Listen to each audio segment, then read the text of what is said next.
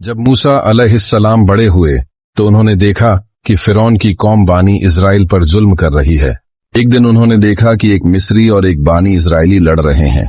मूसा अलैहिस्सलाम ने बीच बचाव करने की कोशिश की, लेकिन गलती से मिस्री को जोर से मुक्का लग गया और वह मर गया।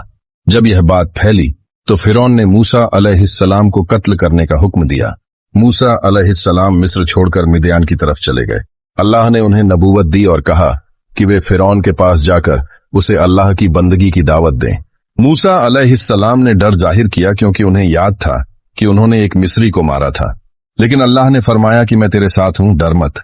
अल्लाह ने मूसा अलैहिस्सलाम को 2 बड़े मौजिज़े दिए, उनका असा लाठी जो जमीन पर डालते ही अजगर बन जाती थी।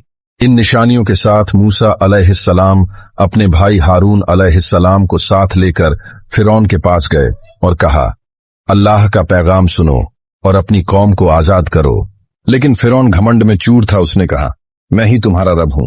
उसने मूसा अलैहिस्सलाम को जादूगर कहा और अपने दरबार के जादूगर बुला लिए।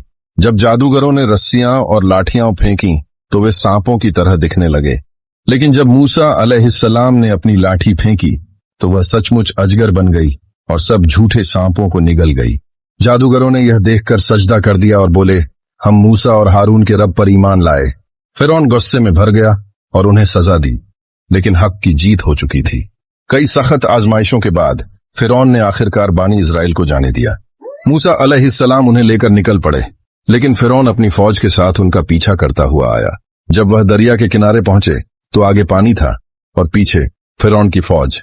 उस वक्त अल्लाह ने मूसा अलैहिस्सलाम को हुक्म दिया कि अपनी लाठी से दरिया पर मारो। जैसे ही उन्होंने ऐसा किया, दरिया 2 भागों में बंट गया और बीच में सूखी रेत बन गई। मूसा अलैहिस्सलाम और उनकी कौम पार हो गई, लेकिन जब फिरौन और उसकी फौज पीछे से आई तो पानी वापस मिल गया और सब डूब गए। इस तरह अल्लाह ने जालिम फिरौन को खत्म कर दिया। अगर वीडियो अच्छा लगे तो हमारे दीन-ए-इस्लाम नेटवर्क को लाइक, फॉलो, सब्सक्राइब जरूर करते जाइए। अस्सलाम वालेकुम।